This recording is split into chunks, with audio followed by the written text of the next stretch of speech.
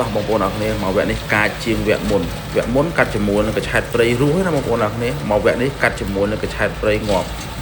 ហើយខ្ពស់ដូចគ្នាបងប្អូនដែលស្គាល់ពីកញ្ឆែតព្រៃគាត់ដឹងតែបងប្អូនដែលស្គាល់កញ្ឆែតព្រៃខ្ញុំពិបាកបញ្យល់ណាស់បងប្អូនអរគ្នាតោះឥឡូវចូលដល់ការងារយើងវិញ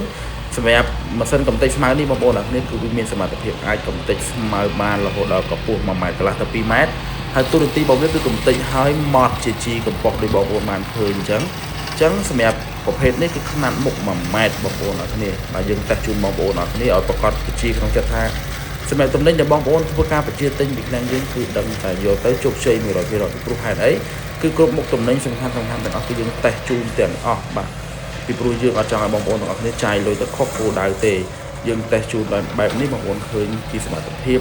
ឃើញការពិតតែម្ដងអត់ពិបាកក្នុងចិត្តថាទិញហើយនៅមិនតើសង្ស័យថាប្រើបានឬមិនបានសម្រាប់ប្រភេទនេះគឺម៉ាស៊ីនកំទេចស្មៅមុខ1ម៉ែត្របងប្អូនជាតំណែងមួយទឹកនាំចូលពីជប៉ុនទូនាទីរបស់វាគឺបានតែកំទេចស្មៅទេចំណែកឯល្បឿនកាត់ស្មៅរបស់វាគឺ